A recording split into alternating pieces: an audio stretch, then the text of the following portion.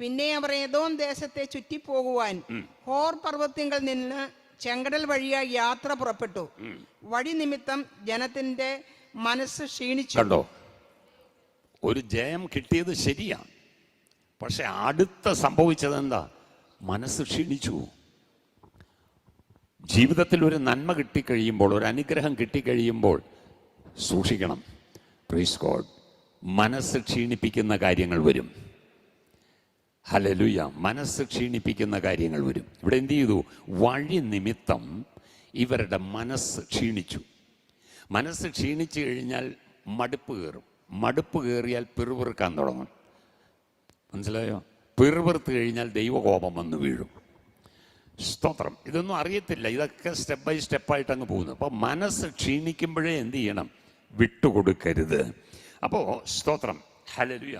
1 മുതൽ 3 വരെയുള്ള വാക്യങ്ങൾ നല്ലതാണ്. നല്ല ദൈവത്തിൻ്റെ ശക്തി വ്യാപരിച്ചു, ശത്രുവിൻ്റെ മേൽ ജയമെടുത്തു. ഹല്ലേലൂയ. സ്തോത്രം. അപ്പോൾ ഒരു കാര്യം മനസ്സിലാക്കണം, ആത്മീയ ജീവിതത്തിൻ്റെ പല സ്റ്റേജുകളുണ്ട്. കഴുകന്മാരെ പോലെ ചിറകടിച്ച് കയറുന്ന ശക്തിയിൽ കയറുന്ന അനുഭവമുണ്ട്.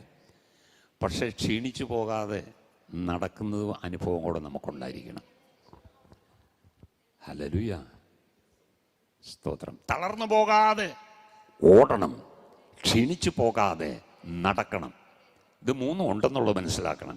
അപ്പോൾ സ്തോത്രം, കഴുകന്മാരെ പോലെ ചിറകടിച്ച് കയറി ജയമെടുത്ത, അല്ലെങ്കിൽ ആ ശക്തി അനുഭവിച്ച ഒരു അനുഭവം ഉള്ളപ്പോൾ തന്നെ ക്ഷീണിച്ചു പോകാതെ, തളർന്നു പോകാതെ ഓടാനും നടക്കാനും ഉണ്ടെന്നുള്ളത് മറന്നു പോകരുത്. അവിടെ കൊണ്ട് ക്ഷീണിപ്പിക്കും പിശാച്. അപ്പം ഇവിടെ സ്തോത്രം. ഹല്ലേലൂയ. ഇവരെ ക്ഷീണിച്ചു കഴിഞ്ഞാൽ യുദ്ധം ചെയ്യാൻ പറ്റത്തില്ല, ഓട്ടമോടാൻ പറ്റത്തില്ല. അപ്പം രണ്ടിനെയും ബാധിക്കും. അതുകൊണ്ടാണ് വിശ്വാസത്തിൻ്റെ നായകനും പൂർത്തി വരുത്തുന്നതിനായി യേശുവിനെ നോക്കണമെന്ന് പറഞ്ഞത്. ഹല്ലേലൂയ. സ്തോത്രം. യേശു അതുപോലെയാണ് നിന്നത്. പൊരുതി തന്നെ ഏൽപ്പിച്ച ദൗത്യം താൻ പൂർത്തീകരിച്ചു. സ്തോത്രം. അപ്പോൾ ഇവിടെ ക്ഷീണിക്കുമ്പോൾ വാക്തത്വങ്ങൾ മറന്നുപോകും. ഇവരെന്തിനാ വഴി നിമിത്തം ക്ഷീണിക്കണേ? ഇവരെ എന്തു പറഞ്ഞാ ഇറക്കിക്കൊണ്ട് വന്നത്? പാലും തേനും ഒഴുകുന്ന ദേശത്തേക്ക് പൊക്കോ എന്ന് പറഞ്ഞല്ല, പാലും തേനും ഒഴുകുന്ന ദേശത്തേക്ക് കൊണ്ടുപോകാം. ഹല്ലേലൂയ.